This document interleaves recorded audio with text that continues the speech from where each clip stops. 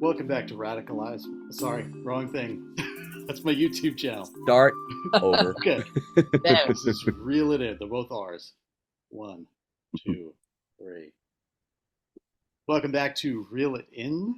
Uh, we are here to do a little meta commentary on our now complete second season. Uh, I am Joe, as always. I'm uh, as all of us are today, calling in from a different place than I normally do. I'm here in Pennsylvania. What about you guys? Yeah, Hey, Captain so Sweden. I'm Martin Holmberg, and I'm calling in from the north of Sweden. I'm up here in the summer house on the northeast, and due to the unstable connection and the weather storms, you will only the people watching on YouTube will most likely only see this friendly looking still placeholder for my video. So I'm not sharing the video to use the connection better. But I'm here Yeah. in voice. Well, you were here in voice. Are you there, Martin? Yeah. I Okay. just Oh, muted okay, it myself. cut off. Yeah, so I'm Dan Sapin here in a hotel in Melville while people are out fixing my house. So I've been displaced here too for different reasons. You know, it's funny, Martin, to me, it was kind of obvious that you were posing for a portrait at the event horizon of a black hole and that your image just froze there, like Neil deGrasse Tyson says it would. But I figure, your explanation makes a little more sense. The bad Zoom connection. Yeah, that's the that's the modern equivalent of the black hole, maybe. Yes, and that's my astrophysics humor, which never works, especially not with astrophysicists. Very cool. So, sounds like we may have listened to different amounts of the season um, before doing this, which is totally fine. I think we'll glean something from it anyway. I got through about half of it on my way here, actually. Um, and yeah, my first thoughts are I think um, we have the things we changed in season two uh, technically are like the the fact that we're doing it once a month instead of once a week. I think we were doing before. I think that gave us time to breathe and digest each previous episode when we came to do a new one. Um, and I think the show benefited from that. Um, it it seems like we especially over the course of the season got a lot more cohesive and we go on our tangents because that is who we are, but we also know when to catch ourselves and find our way to what we hope to get from it ourselves and what we hope the listener gets from it. Do you Yeah, guys agree? I certainly do, Joe. I think we've kept up our level of connection. So I think our roles in this thing, the part of the chemistry we each contribute, has matured a bit. But I think, since I was really interested in using negative capability, the ability to sort of take time to let things take shape, as a unifying theme for the season. I think that's also true about us by not sort of inundating ourselves and the internet with more and more stuff for people to ignore. I think we've had, with a little bit less frequency, we've had more clarity. That must be Mm. beautiful. Well, yeah. So I'm thinking about that when we set out for this second season, we were talking about somehow we landed the first season in these thoughts about Winnicott, so that this second season would somehow be like a Winnicottian season. So I was just sitting here thinking about whether or not that thread has been pulling through, and somehow I think maybe it has. Like we talked a lot about these using the object. I remember in the beginning of the season if it was on this eagle, one of the first 2 or 3 episodes, we talked about that. I think how to use the object. You know, when the small child gets to use the parent or whoever is there for his or her development. So you can throw a fit at your parent, but the parent won't leave you. That kind of thing. I remember us doing that, and we had also some of the jazz and play, some of the transitional space kind of concepts of Winnicott coming through in the middle of the season. I remember this talk that we did with your friend and Noreen, where we kind of probing these spiritual themes, and it felt like a very playful kind of thing where we just kind of explored different rhythms together. So I guess towards the end here, I think Playing in Reality is a Winnicott book, isn't it? Mm-hmm. I think he has written a book called Playing in Reality or Play in Reality or something. Yeah. So maybe Playing in Reality is the biggie. Yeah. So I think this second season has led me towards that kind of end point in a way. I'm not exactly sure what I mean by that, but you know, if we've done a lot of play and a lot of jazz, then comes reality as the other kind of component. So there's playing, but there's also reality, which could be part of play, but which could also be something different than play. So I think that would be an interesting term to throw in there for me, that this kind of journey of the second season has somehow led me to the reality principle. So from Winnicott to Freud, maybe, or something like that. Because I think reality principle is a Freudian term, isn't it? In the beginning, at least. Well, yeah, I think it was one of the consistent themes that ran through.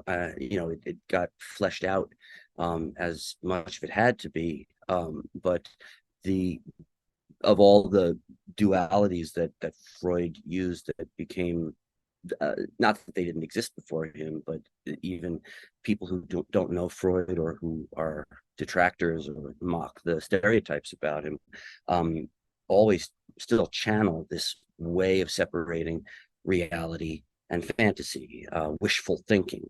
That for Freud, the pleasure principle was the basic biological or biologically based tendency to always move towards more pleasure and less pain.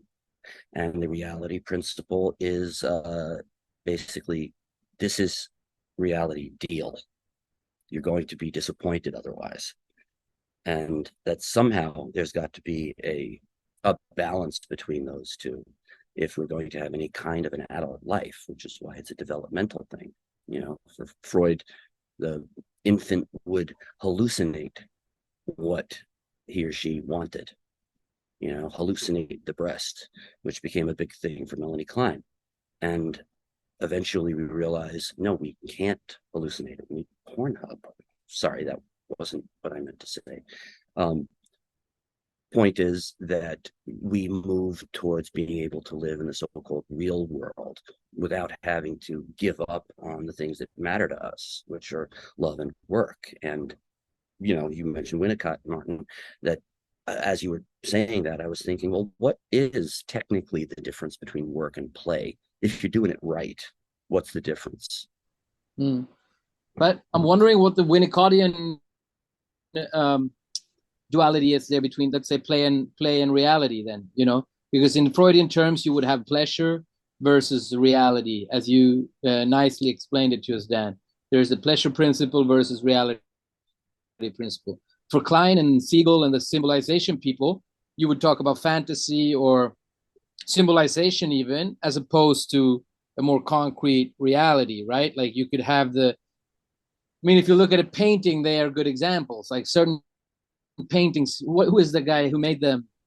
There's a painter that made a painting that says, "This is not a pipe." Ceci n'est pas une pipe in French. It's like Magritte or one of these guys. So there's a painting of a pipe, right? There's a painting of a pipe, and then it says in block letters, "This here is not a pipe." So of course, it's oil on canvas. It's not a pipe, right? It's oil on canvas. So the reality is that it's a piece of art. But you could also easily see that it looks like as if it was a pipe, right? So the duality there is not really pleasure versus reality. It is more belief or fantasy versus reality. So I'm wondering what the Winnicottian notion of play as something exploratory versus another type of reality, whether it's work-based or, what the duality would be in his terminology. I'll If you tell you, understand my yeah. thought there. Yeah. Oh, absolutely. Well, first, just looking for good, concise definitions online. Um, there's a quote from Playing in Reality in chapter 4. It is that in Winnicott himself, it is in playing and only in playing that the individual child or adult is able to be creative and to use the whole personality. And it is only in being creative that the individual discovers the self. And so I think that's a really nice capsule. You bring in another couple of pieces of Winnicott, that he liked the concept of the true self, which is more of an abstraction. It's more of a notion of perfection. Nobody actually reaches it, but that as I recall, the true self is this notion of how the uniqueness of you would express itself, would manifest in a life in which the mother, let's just stick with mother for the moment, doesn't impinge. That was Winnicott's word for the mother, kind of forcing her personality, her problems, her projections onto the infant, but also gives the child the freedom to develop their strength and their spontaneity. And spontaneity is a biggie. He speaks of the spontaneous gesture, the idea of a thing you do. I mean, you could think of a literal gesture. If your movement expressed perfectly the truth of your body and your psyche, how would you move? What would your facial expressions be? What sorts of actions would you take if you had no psychic ropes tying you, or nothing holding you down to the ground, nothing forcing you in one direction or another? And that since none of us, gets to live in a state of pure freedom like that, it's a beautiful sort of notion of perfection in a way that we can approximate if you get the space to be you and you get fed and held, since holding is an essential part of Winnicott, holding without smothering, holding without stifling.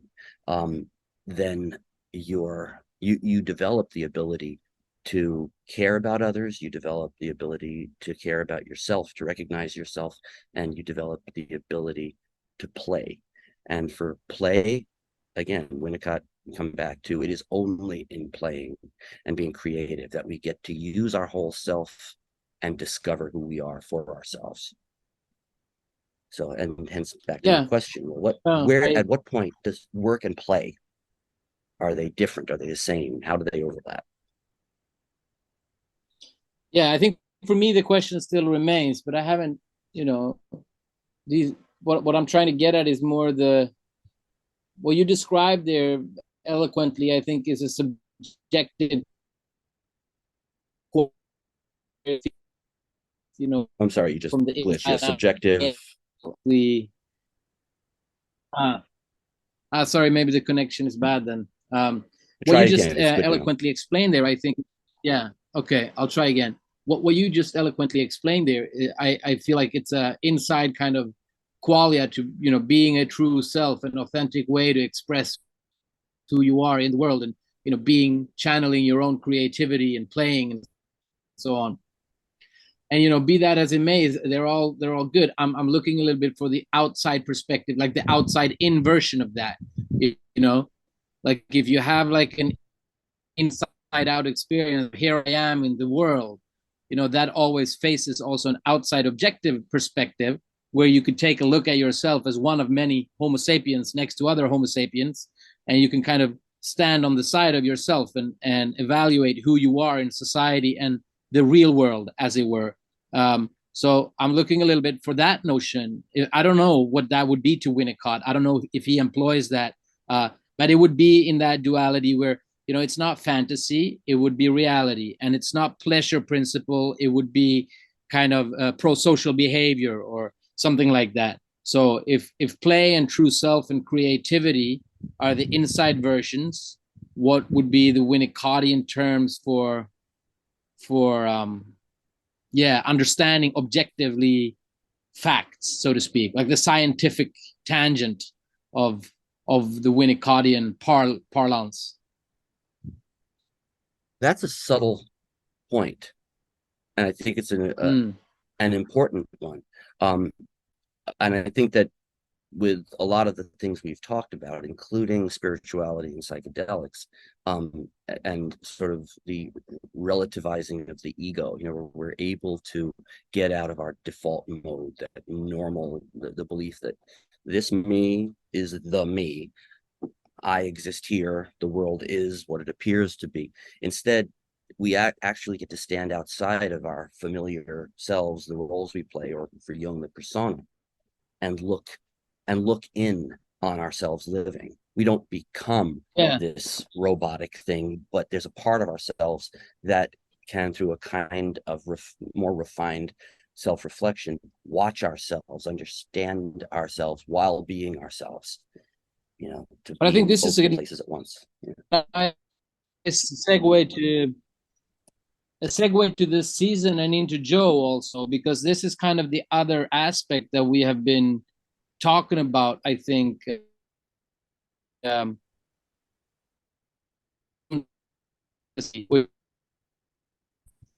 Let's say the more political material, let's say the more material foundations for subjectivity, right? That we're not only people wanting their own sense of aesthetics and creativity, and we're also shaped by the economic structures. You know, the block that we grew up in, schooling that we were able to attend, the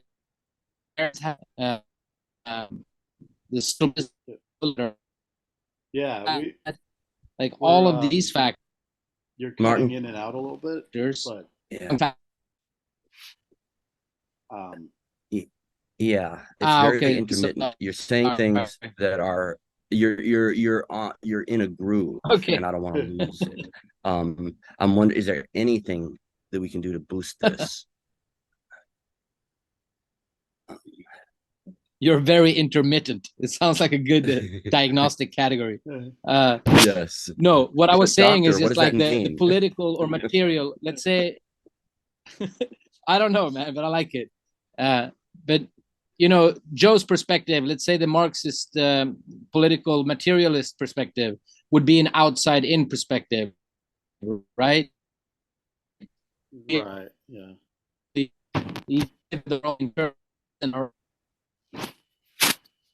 Yeah. Underpinnings. Yeah. Right. That we rest on. It's all. This is all chopped up. Yeah. Are there any options for another spot that might work better, Martin? Because it's so damn good what you're getting into here. I think he's working on something. He's trying to find a different spot. So I guess, Joe, did you pick up on some of what he was saying there? The outside in, looking at the individual through the lens of the, you know, the political economic point of view. Yeah, kind of. Yeah, I mean, so I guess what I kind of what that makes me think of first is the sort of you know, the inside, I guess we'll call it, thing where, you know, you can't escape who you are. You know, people will like move or like go somewhere new or whatever, and find that they're still stuck with themselves when they get there. Um, and the the outside version of that is what we talked about in I think it was one of the early episodes of the season, which is that you can't escape society, um, and that's why you would want to change it. And it's the same thing. Like if you have some issue with yourself, you need to look inward and change that and work on that rather than trying to change just the surroundings. And then you can flip that if we're talking about society, which is that you live in the society you live in. Um, and if that is a problem, that's what you need to look at. It's not, it can't all be solved by just looking inward. Yeah. All right. So, can you guys hear me all right now? At the moment. That was good. Yeah. Yeah. Cool. So I just moved spots. All right. So Yeah, well, Joe was just definitely expounding. Yeah, fine. Yeah, no, I heard what you said, Joe, and I think there's many different takes on all this, I guess. The yeah, like you were saying, the society shapes the individual. And I guess yeah, there's always another perspective than the purely subjective one. And that other perspective could to some extent also be understood as a certain kind of reality, I think. Although be it Mhm. that reality is of course always slightly distorted. We've talked about that at some episode also, the kind of Right. projections that we make, like the hallucinatory kind of predictions of what the real world actually is always to some extent a little bit off, but it could be off to in very small degree. There is still a certain kind of doxa or normativity or objectivity that is accessible to people who are too severely traumatized or mentally ill, basically.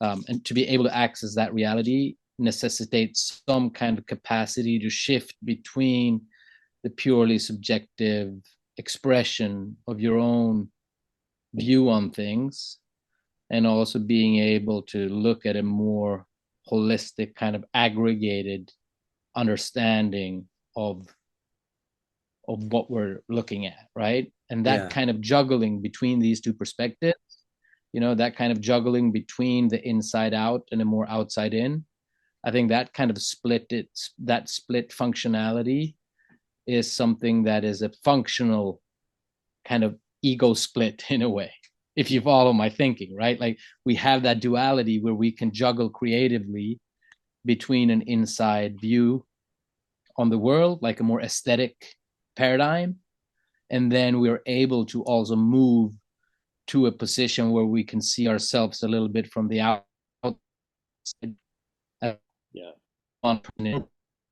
Yeah.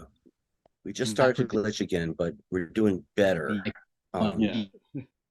We had a couple of minutes of crystalline clarity. What I would say is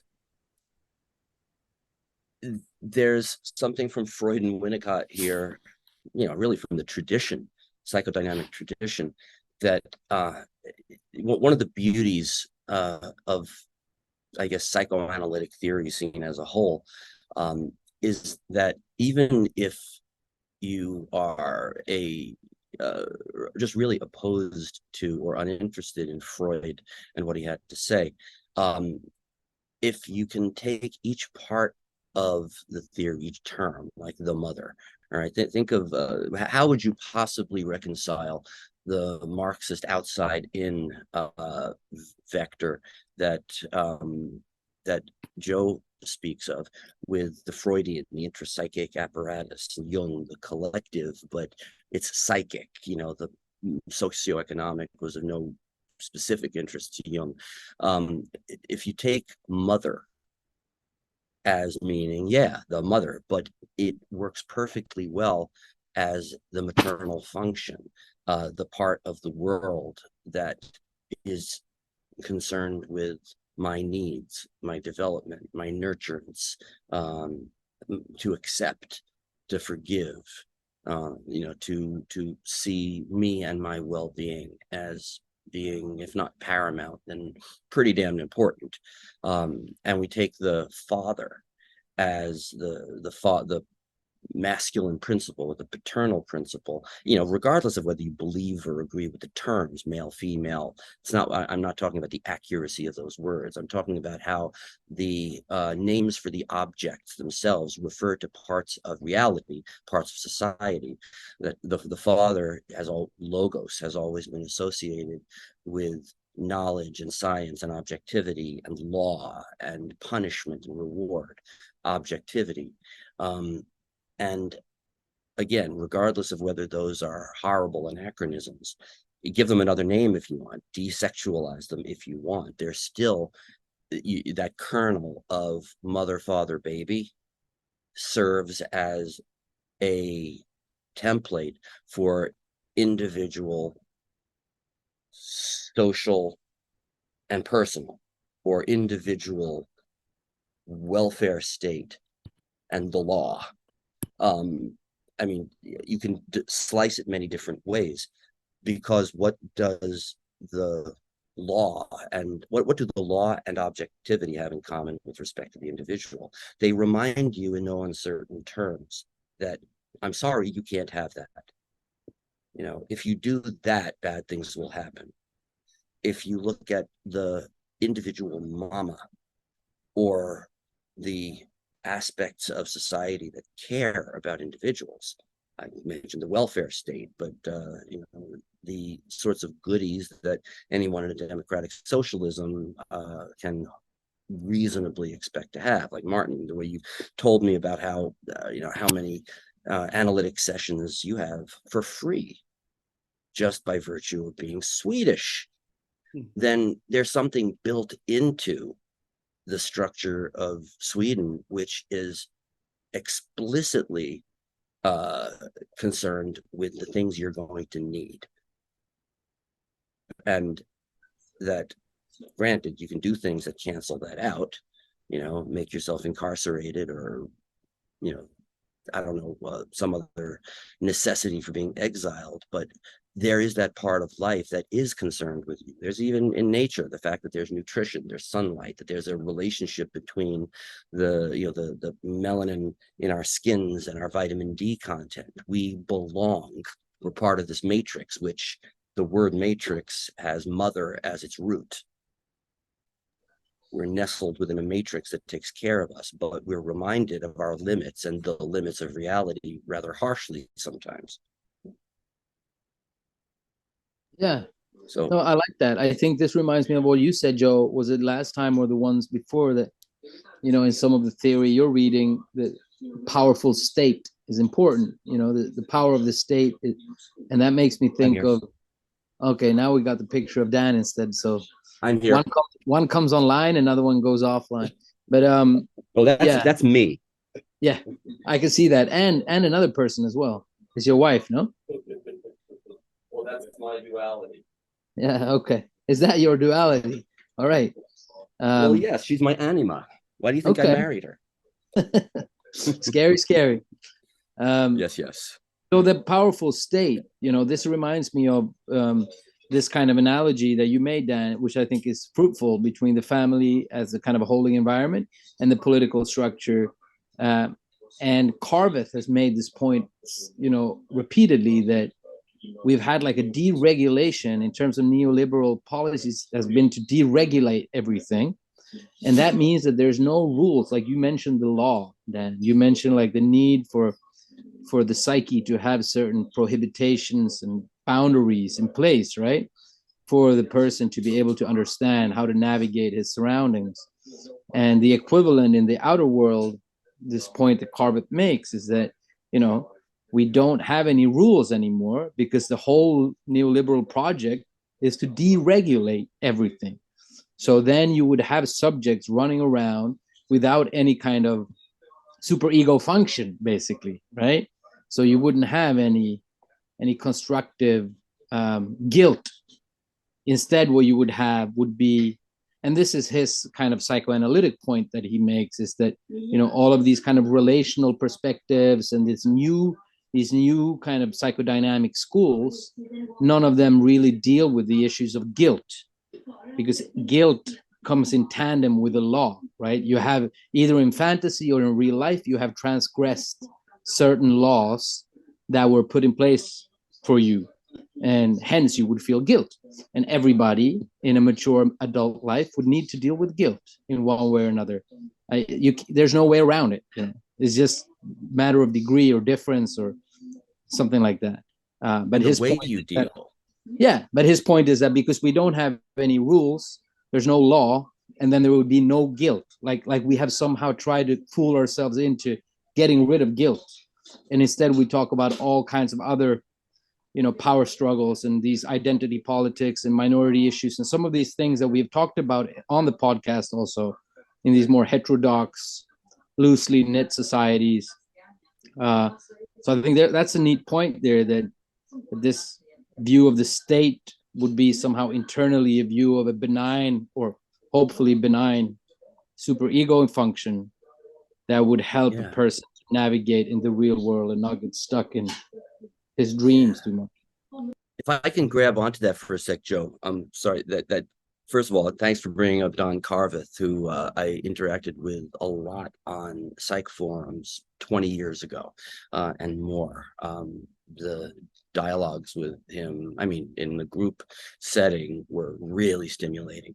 I think that was a great tangent because number one, the state ends up serving as, among other things, this sort of set of projections that the individual has to make, that the self-regulatory, self-limiting aspects of the psyche have to find their corollary, their expression in the world somewhere. So we literally elect, or at least tolerate and obey, the people who represent the state, which is the legislature, the government, the law as it's enacted in the legal and the penal system. But when you speak of guilt, you're talking about it really a continuum here between the guilt which is literally inherent, innate, which is that in somebody who's not, for whatever reason, a sociopath, guilt is the resonance in you when you have hurt, affected, or imagine that you have hurt or affected someone else, that your existence has taken a toll on someone, whether through just, excuse me for living, or because of a thing you did that literally incurred a kind of damage. And when you talk about neoliberalism as a movement that intends to get rid of unnecessary guilt, of oppressive guilt from external strictures, we're forgetting that most of the time, those kinds of concepts, such as when people talk about, they hate us for our freedom, or they're taking away your freedom, that these are wild projections. That the thing that regulates us inherently as human beings is the fact that we recognize one another. We recognize self in the other. We recognize kinship of some kind, and we can't just act with sort of a self-impunity irresponsibly towards others, except by some personality disorder, some inherent flaw, or something that we've missed, something that has prevented us from acknowledging the importance of the other.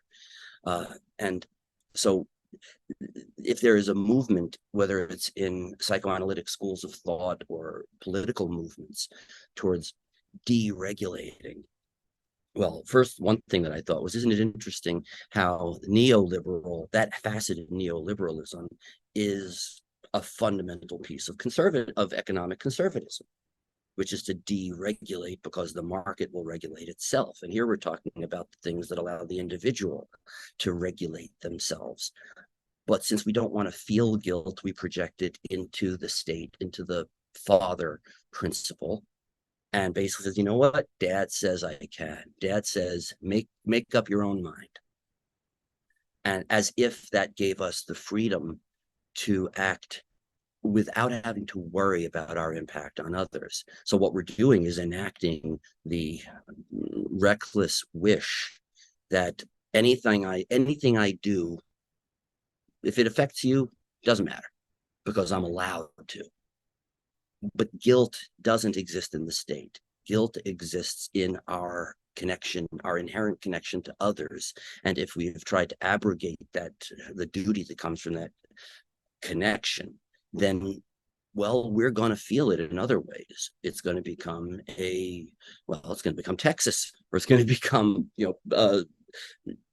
people feeling the need to carry their AK-47 into Cumberland Farms, just to demonstrate their freedom to carry weapons of destruction, because destruction somehow has now become has become not just a right with respect to self-protection. It's become something to flaunt. It's become something that we have to remind others of through this virtue signaling of carrying our firearm. And we tell ourselves it's freedom. It's got nothing to do with freedom.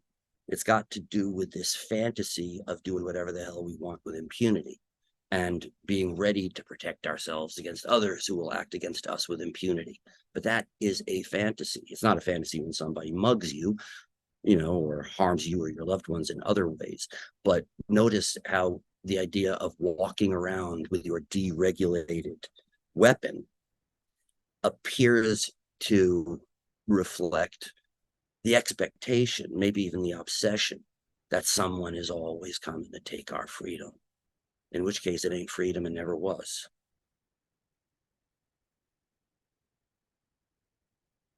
So why guilt? Why deregulate? Why take guilt out of here and put it into the state?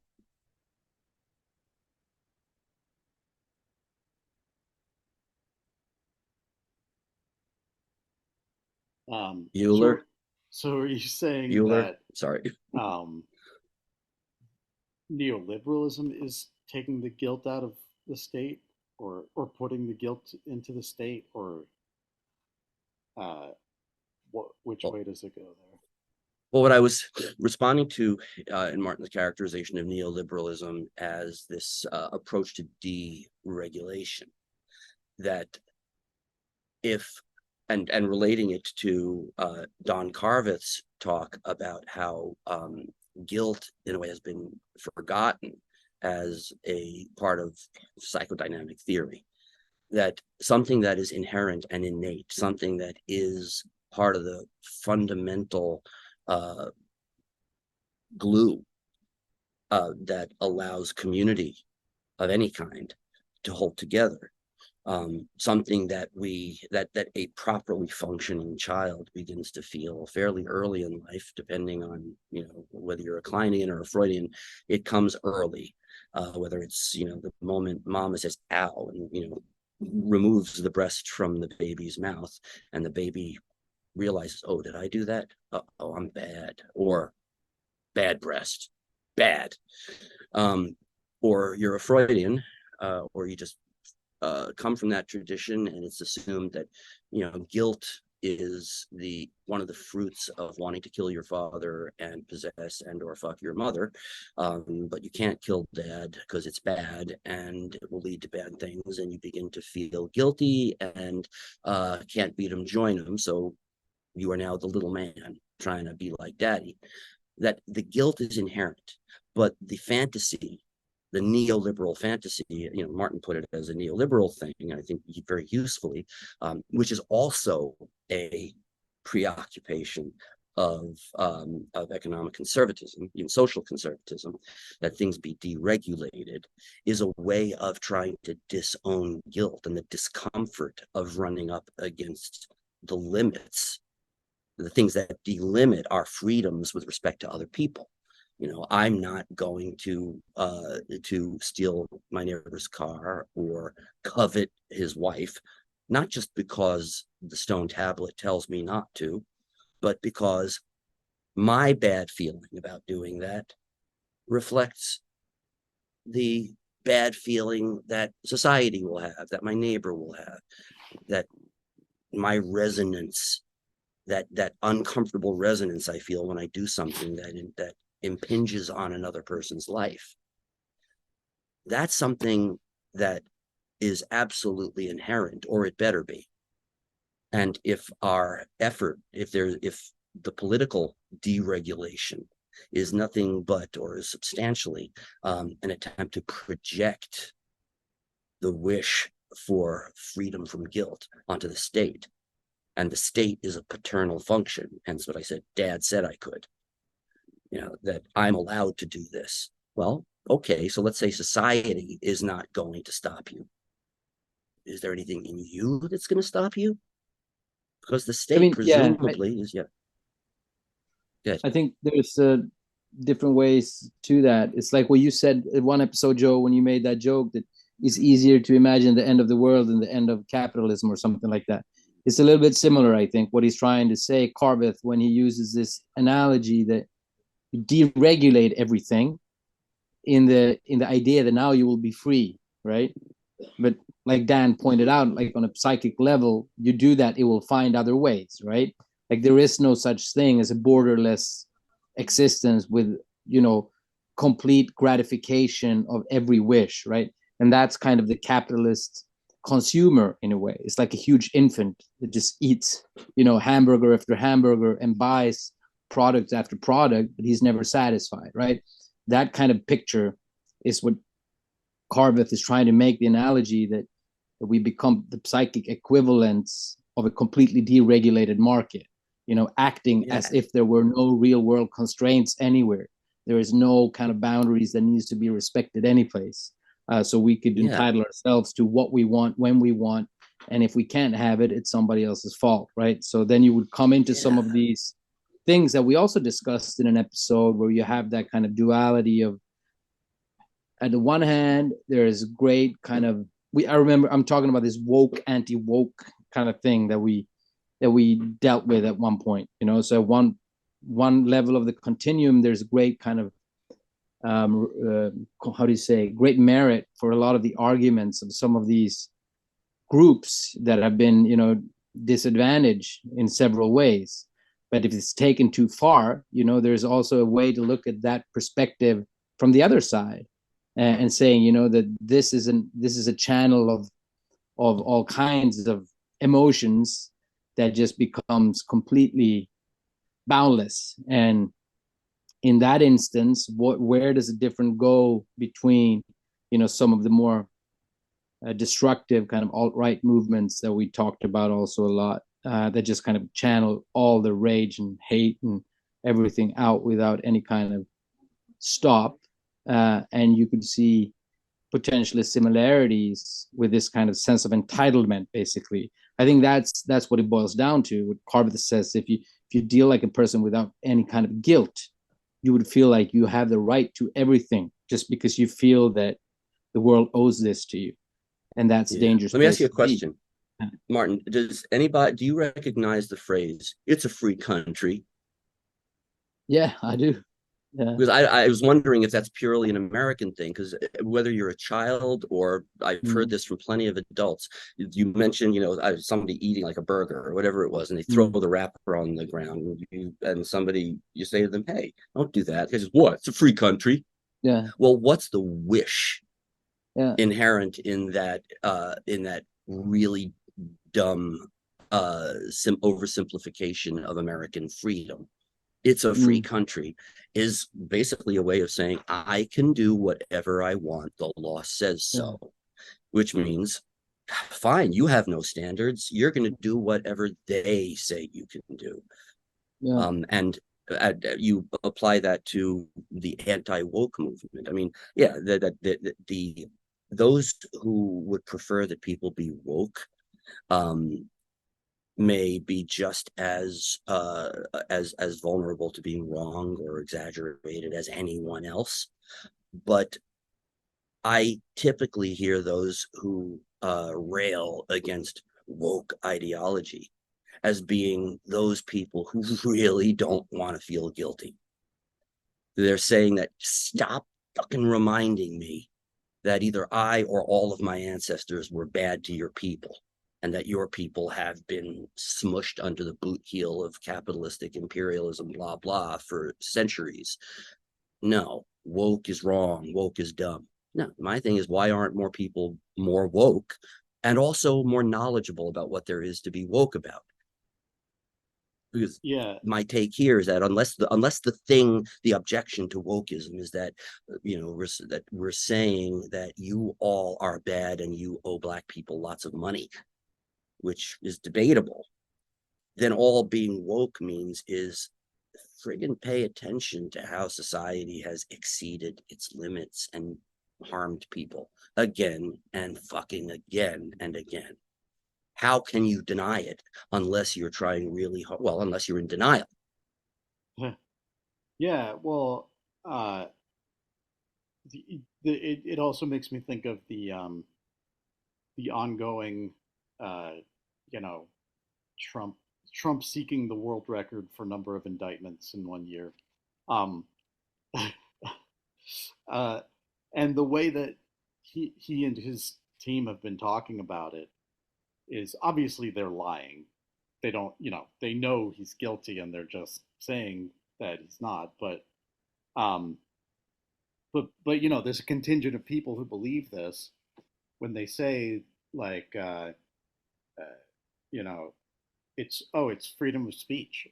He just said he just said things. He's free to say things, and it's like, well, what did he say? What was his goal with saying it? Who did he say it to? And then what did he do next? Um, Hey, and caretaker, go erase the surveillance tapes. That's right, not First Amendment. That's yes, conspiracy. right, uh, yeah. So it's pretty, uh, it's a joke. The way that, uh, yeah, people will just sort of, um, uh, just completely uh, ignore these standards because they don't want to live in a society. They want to, I don't know. I don't know what they want to do. Well, I don't know. Fill in that blank. What are they objecting to? Because that's a very good indication of what they want to do. Yeah, I mean, they're objecting to, reality, which is kind of what, what you were saying. Um, and it's a, in their mind, intolerable reality that the the Marxist Leninist Joe Biden is is the president.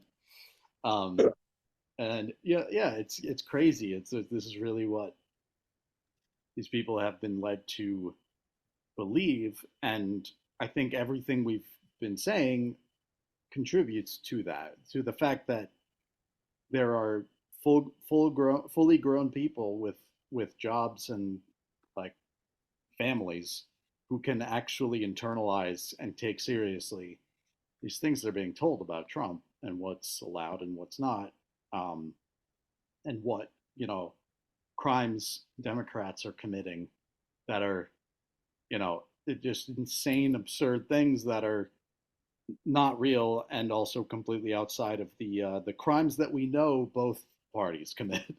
um, so I'll give you Hunter Biden. Take him. yeah, I don't care. I don't care Take about it, Hunter apply the Biden. same standard to Hunter and Trump. We'll Right. see what comes out in the wash. Yeah. Yeah. Yeah. It is. I do think there's a.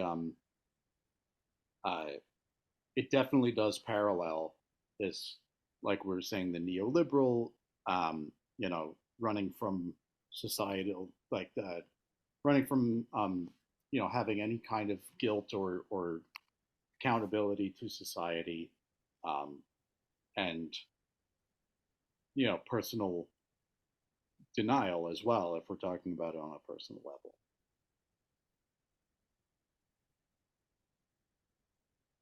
So there. First thing that comes to mind. That's what I sometimes remind a patient when things go silent. Go with the association.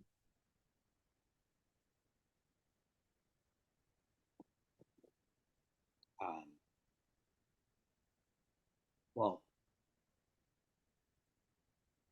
yeah, it's a denial of reality. It's a denial of the material. So again, if we're talking about like the duality of the sort of subjective and objective, or the internal and external, however we want to put that, it's too much of one over the other. And I actually thought this and forgot to say it earlier, that uh, yeah, I think we have a society here that is too focused on the individual, and it's all just, individuals can handle their own affairs, um, and there's no need for the state to get involved in this or this or this, and we keep shortening that list of what the state should be involved in. Yeah, so I think if I can cut in there, sorry if I cut you off, Joe.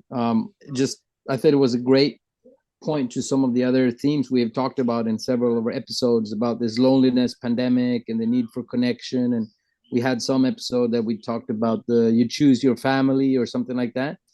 And it's been this kind of recurring theme of like building a community that lights this torch, and some of these metaphors that we keep using. And I think that's very much in the waters, in the backwaters of this deregulated state where there is no kind of welfare support system.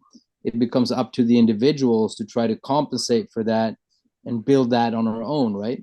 And I think it's very vivid in some of the episodes we have had that we see a huge need for that, both in our own lives, but also when we look out on the broader world, right?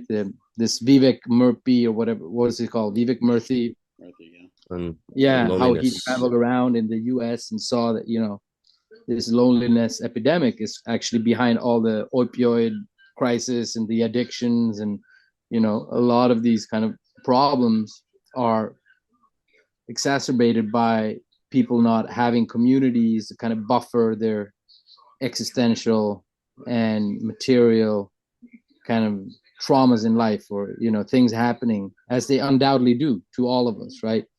You lose people, things happen, you lose your job, people die, relationships end, all these kind of things that are part of life become so much more difficult when there's no kind of community or backbone. And I think that led us on then to this kind of death of care, that we had towards the end of the season.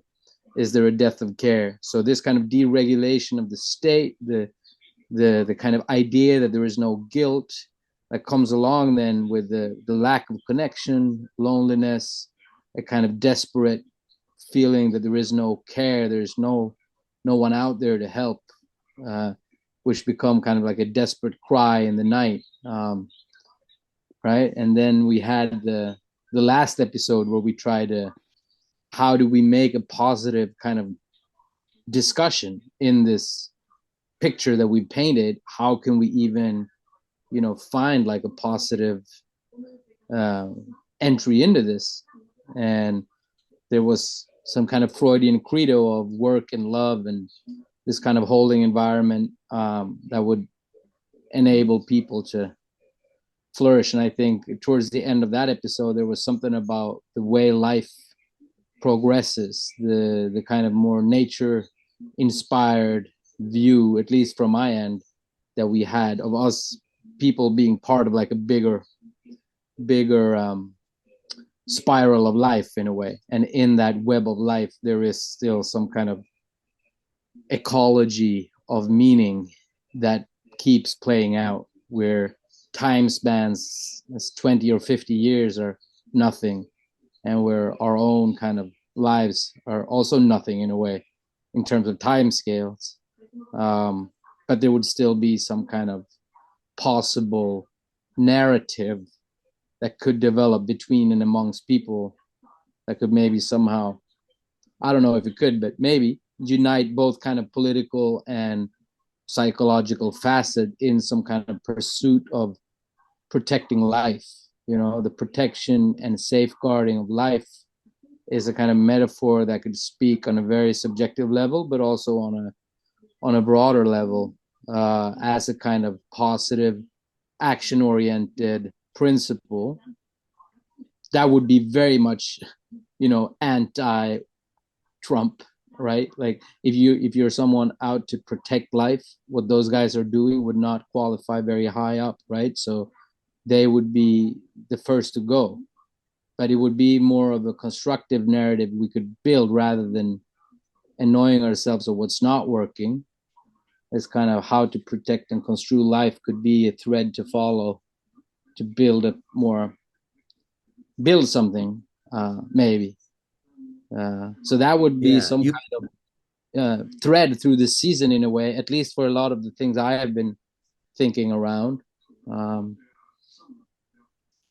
I'll tell you, Martin, you've done a lot of great work with negative capability. I mean, you brought that in, I think, primarily this season. And I before we met today, I just walked around the property here, listening and dictating little notes, and it occurred to me that negative capability, which is to suspend the irritable reaching after fact and reason, basically let things take shape, wait for the data, wait for the intuition, to that right brain to put the whole together. And it occurred to me that time is the thing that is going to take care of most illusions.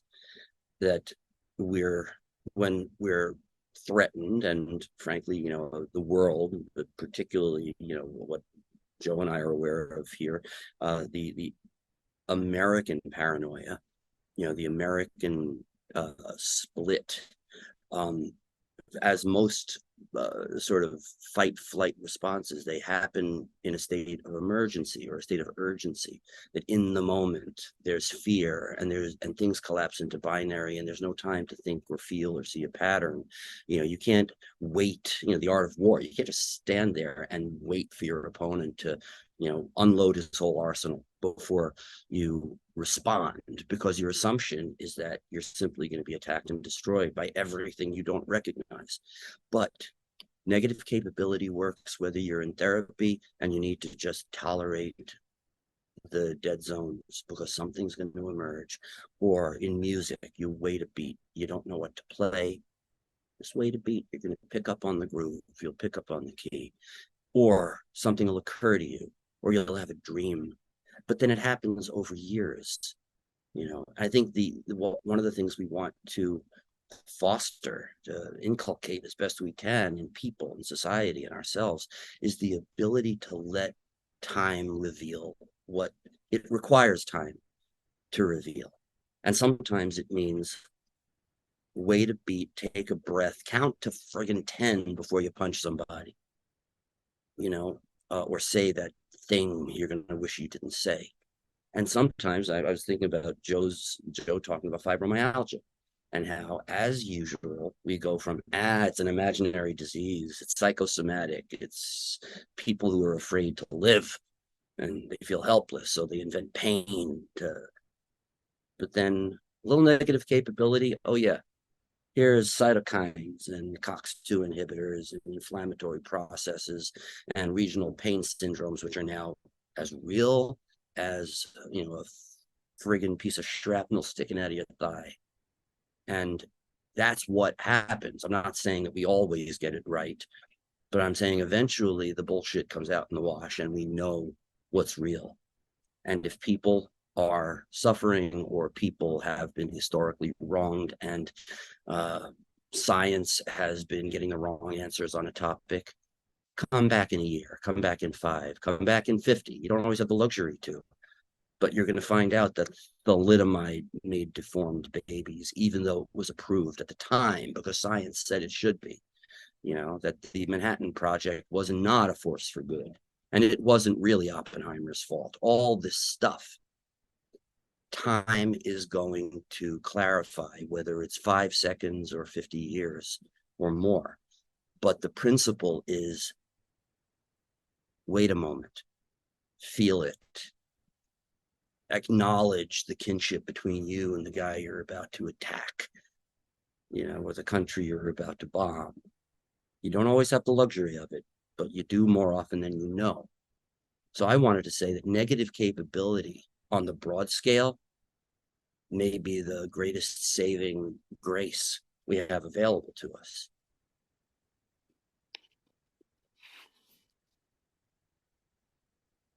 Yeah.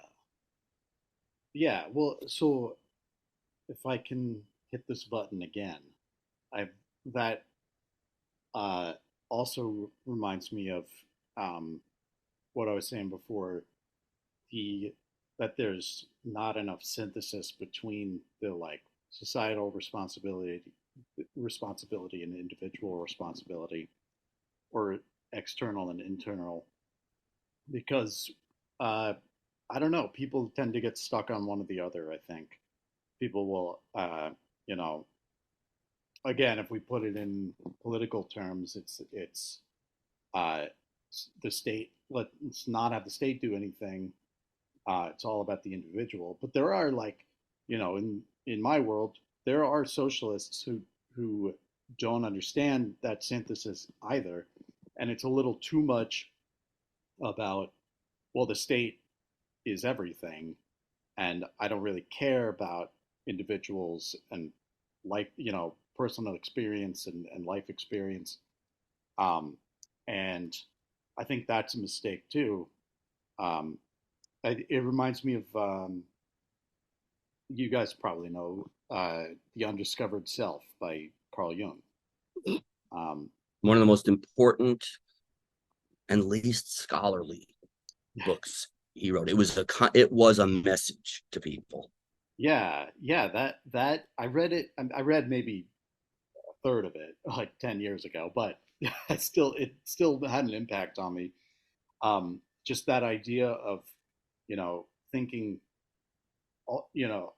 thinking in the aggregate so much and thinking in statistics so much, you lose the individual, you lose the self, um, and that, I'm sure ties into his and Freud's psychological theory as well. Yeah, but I think you touched on something very important. As I see it, we're also approaching some kind of wrap up of this meta session here. I mean, from my understanding, I had that kind of protection of life as a synthesis of something. I heard Dan speak about the negative capability as a synthesis of something from his side. And what you're saying, Joe, I think is very important. Really about this kind of ability. It goes back to the beginning of this episode, maybe, of the juggling between perspectives, right? The juggling between the internal and the external, the material or psychological or whatever duality you want to have, right? Because this kind of mistake of mistaking the map for the territory, that's what you're talking about when the statistical kind of mind becomes an animal in its own right. There's no connection to the lived experience of being a human being. Last episode we talked about the robots, right? Remember, we talked about this legal entity, like what's the difference between being a company and being a human being, basically. And I think you're driving in that direction, Joe, with this. If the analysis becomes too aggregate and too rational and too detached from the lived locality of a lived life in community with other people, the way you make decisions will be very kind of machine-like and very outright dangerous, maybe. If you look at some of these kind of private equity people and bankers and the way their social world is construed and the way their kind of peer groups influence and incentivize each other, they're really far removed from what we're talking about here, whether it is seeing the next man on the street or engaging in the kind of work political club at the workplace.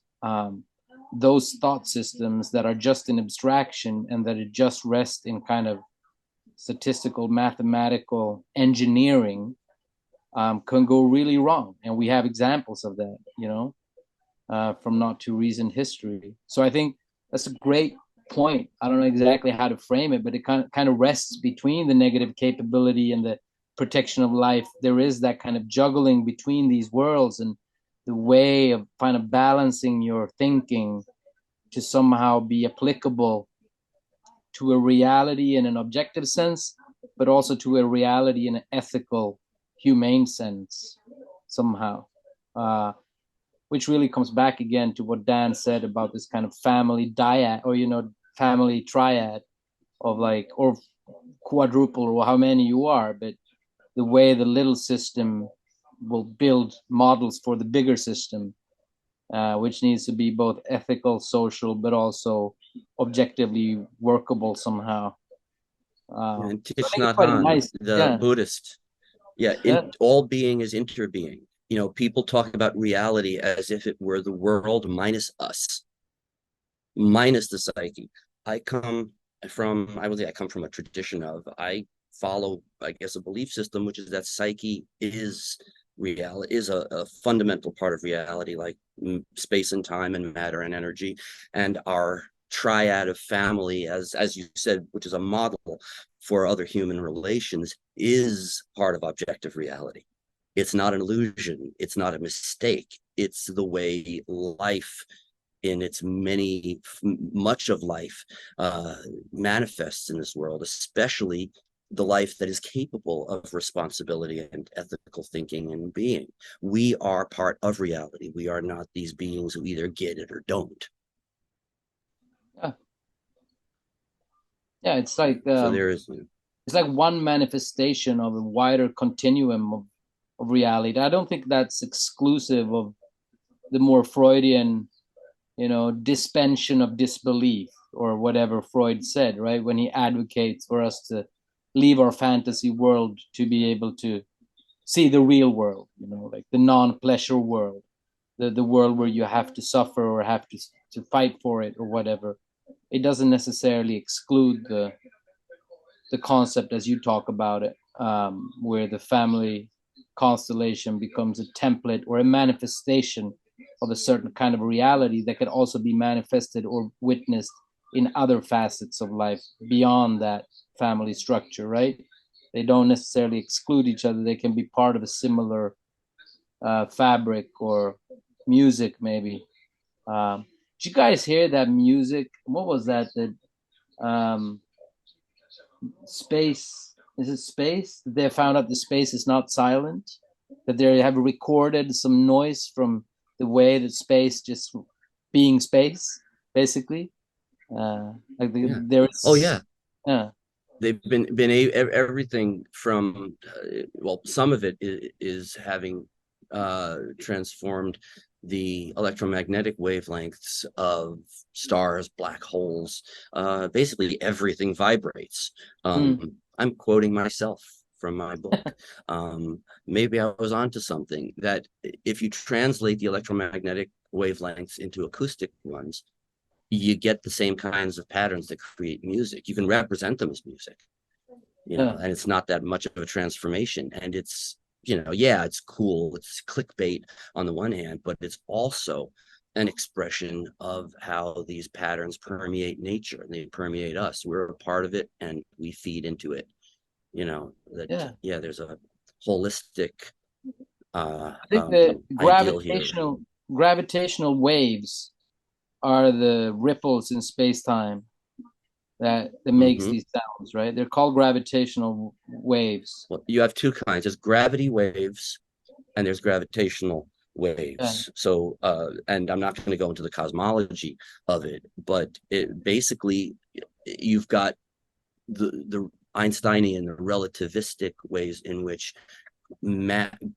great masses coming together are literally going to vibrate space-time, the thing you can't touch or see but is everywhere. And but they also create actual vibrations in the material world. And most of them come at us electromagnetically. Why we don't want a supernova to be pointing right at us, zip, bye-bye. And yes, each of those is translatable in some way into actual music, which is one way of expressing that this is a vibrational universe, from the activity of a quantum particle, through a bassoon.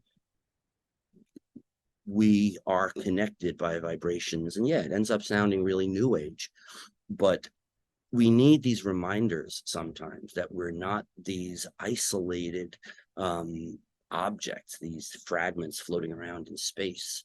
That the reason why the torch that you introduced in the first episode is so damned important isn't that it creates the universe, it reveals it. It reveals us to one another, literally and as a metaphor.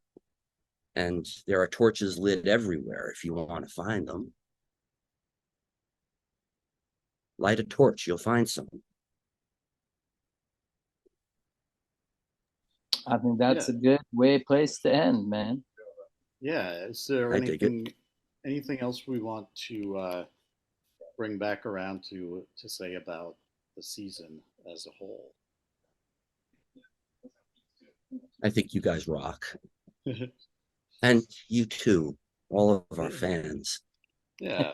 From Cleveland. You said for season 2 that there was a lot less listens, I think, than season 1. So maybe that's something to think about. But minor details. We will take care of that. I think it's just we changed a few things. We'll talk about that later, but I don't think it's because of our material. Yeah, I think it has to do with our SEO. Yeah, it's that, and also taking a break will lose people sometimes. But yeah. I think you put a nice wrap to it with the torch, and it comes back not only to season 2 but also to season 1. So something we're closing something here. Let's see what is being closed and what will come to open. But I think you wrapped up something of what we have done so far there with the image of the torch that I introduced in the very first episode, and that has been kind of like a recurring symbol or image, and it's a nice way of putting together both symbolizing fantasy and reality, as you say.